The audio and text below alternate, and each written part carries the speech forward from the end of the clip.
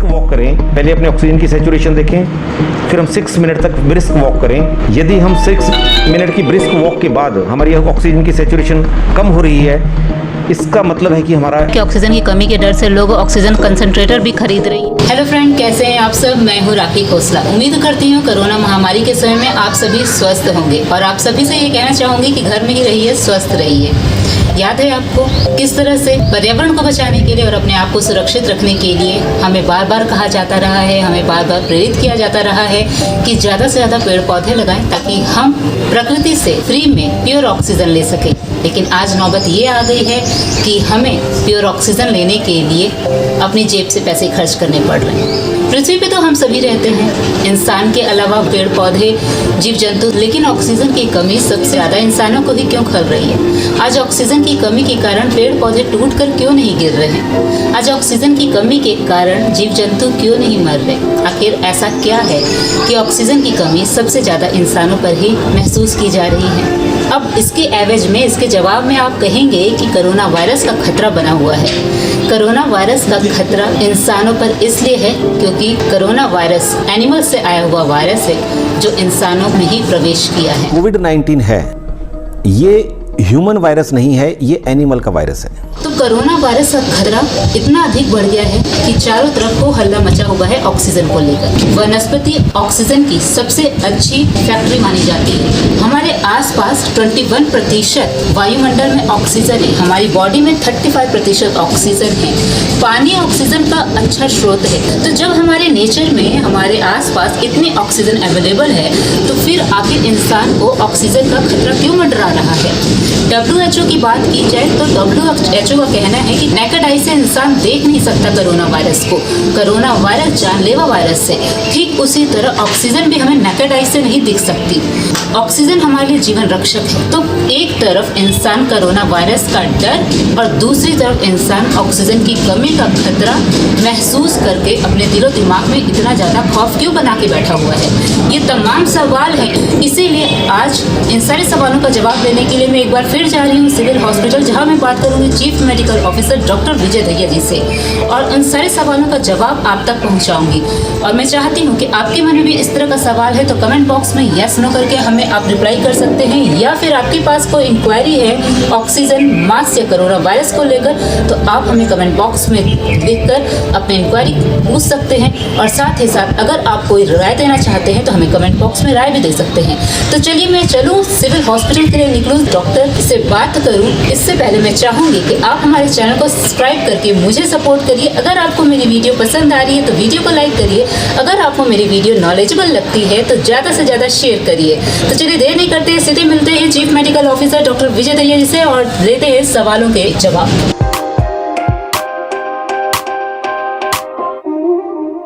आम जनता से निकलकर जो सवाल आ रहा है, सबसे पहले तो मैं यही पूछना चाहूँगी कि नेचुरल ऑक्सीजन और मेडिकेटेड ऑक्सीजन में क्या डिफरेंस है? देखिए, जो हमारी नेचुरल एयर होती है उसमें अप्रॉक्सीमेटली 27% ऑक्सीजन होती है, लेकिन ये ऑक्सीजन जब हमारी बॉडी को स्ट्रेस होती है, हमारे बॉडी की जो ऑक्सीजन रिक्वायरमेंट जिसमें बढ़ जाती है, चाहे वो लंग्स की कोई बीमारी हो या कोई और इन्फेक्शन हो, तो उसमें हमारे शरीर में ऑक्सीजन की डिमांड बढ़ जाती है। तो वहाँ पे हमें काफ़ी मात्रा में, कई बार लगभग 100% तक भी ऑक्सीजन की आवश्यकता पड़ती है। और इस कोरोना में भी जब हम देख रहे हैं कि बाकी भी वायरल निमोनियाज़ में और कोरोना में भी ऑक्सीजन की डिमांड बहुत ज़्यादा बढ़ जाती है। व्यक्ति को 100% ऑक्सीजन, ना केवल वो सीधे मास्क के माध्यम से, बल्कि कई बार बाईपैप, सीपैप या जो है वेंटिलेटर के माध्यम से भी ऑक्सीजन की ज़रूरत पड़ती है और 100% ऑक्सीजन की आवश्यकता पड़ती है। इस वक्त सभी के दिमाग में ये है कि इन्वायरमेंट में पर्याप्त मात्रा में ऑक्सीजन है, फिर मेडिकेटेड ऑक्सीजन की क्यों ज़रूरत पड़ रही है? हमारी इन्वायरमेंट में एयर होती है, उसमें ऑक्सीजन की परसेंटेज कम होती है। जब और वो सामान्य व्यक्ति जो बीमार नहीं है, हेल्दी आदमी है, उसके लिए सफिशिएंट है। लेकिन यही जब वो बीमार होता है, उसके शरीर को ऑक्सीजन की ज़्यादा आवश्यकता होती है, उस समय में हमारी ये एयर की ऑक्सीजन काम नहीं करती। उस समय हमें बाहर से क्वांटिटी ऑक्सीजन की ज़्यादा की आवश्यकता पड़ती है और कई बार 100% तक ऑक्सीजन की आवश्यकता पड़ती है। ऑक्सीजन की कमी के लक्षण क्या हैं? देखिए, हाइपोक्सिया बोलते हैं जिसमें ऑक्सीजन की कमी होती है, तो उसमें कार्बन डाइऑक्साइड हमारे शरीर में कम्युलेट होने लग जाती है, जिसकी वजह से, चूँकि लाइफ की हमारी सारी की सारी ऑक्सीजन के ऊपर बेस्ड है, अगर हमारे ब्रेन में ऑक्सीजन नहीं पहुँचती है तो हमारा ब्रेन डेड हो जाता है। तो हर वक्त जो जीवन है वो ऑक्सीजन के ऊपर डिपेंडेंट है। जहाँ पे ऑक्सीजन नहीं है उस एनवायरनमेंट में हम सर्वाइव नहीं कर सकते। कैसे पहचान करें इंसान की उसके में ऑक्सीजन की कमी हो रही है? पल्स ऑक्सीमीटर के माध्यम से हम देख सकते हैं कि उस व्यक्ति में कितनी सेचुरेशन है। यदि वो सेचुरेशन 95% से अबव है, इसका मतलब ये है कि वो व्यक्ति बिल्कुल हेल्दी है। यदि वो 90 से 95 के बीच में है, इसका मतलब उसमें थोड़ा सा उसका रेस्पिरेटरी सिस्टम वो कंप्रोमाइज्ड है, उसमें ऑक्सीजन की कमी हो रही है।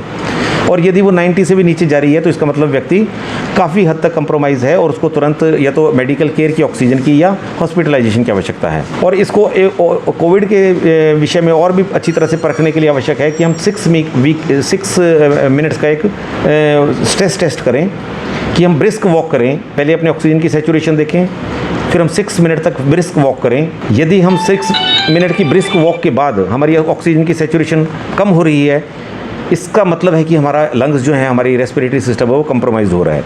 ऐसे में हमें संभावित है कि हमें कोरोना हो सकता है, कोविड की इन्फेक्शन हो सकती है। तो हम अपनी जांच कराएं और तुरंत सभी एहतियात बरतें। सर, ऑक्सीजन लेवल बढ़ाने के लिए कोई एक्सरसाइज या योग भी है ऐसा? देखिए, कई तरीके के जो योग हैं और जो एक्सरसाइजेज़ हैं, ब्रीदिंग एक्सरसाइजेज़ हैं, उनसे लोगों को मदद मिलती है।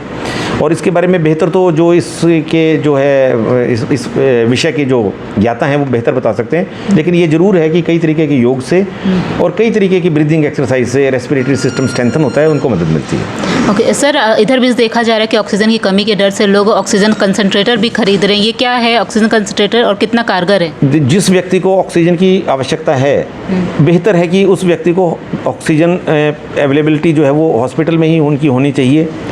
एहतियात के तौर पे भी कुछ लोग ऑक्सीजन कंसंट्रेटर खरीद रहे हैं और ऑक्सीजन घर पे लगा रहे हैं। बहुत माइल्ड कंडीशन में तो ठीक है कि ये संभव है कि हम इस तरीके की व्यवस्था कर लें।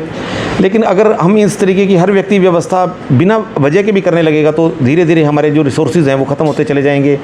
हॉस्पिटल में जहाँ ऑक्सीजन की ज़्यादा ज़रूरत है और कंसंट्रेटर की ज़्यादा ज़रूरत है, वहाँ इन लोगों की इन चीज़ों की कमियाँ महसूस होने लगेंगी, जिससे गंभीर मरीज़ जो है वो संकट में आ जाएंगे। तो हमें बहुत जुडिशियस तरीके से इन चीज़ों को इस्तेमाल करना चाहिए। और ऐसे समय में जब देश ऐसे संकट से गुजर रहा है तो किसी भी चीज़ की होर्डिंग या किसी भी चीज़ की ब्लैक मार्केटिंग को रोकने के लिए, उसको इकट्ठा करने की, कोई संग्रह करने की कोई प्रयास हमारे द्वारा नहीं किया जाना चाहिए। पहले भी बात हुई थी हमारी, तो जिसमें ये कहा गया था कि जो पैंडेमिक होती है उसके 3 स्टेजेस आते हैं। तो ये जो सेकंड स्टेज चल रही है वो फर्स्ट स्टेज से ज़्यादा खतरनाक है और जो थर्ड स्टेज आएगी वो थोड़ी वीक होगी। तो ऐसे में सेकंड स्टेज में ऑक्सीजन की कमी ज़्यादा देखी गई और लोग ऑक्सीजन की कमी के कारण, बेड की कमी के कारण ज़्यादा डेथ आंकड़े आ रहे हैं। तो सर, ये अवेयरनेस पहले से क्यों नहीं किया गया जब पता था कि सेकंड अभी स्टेज आनी है?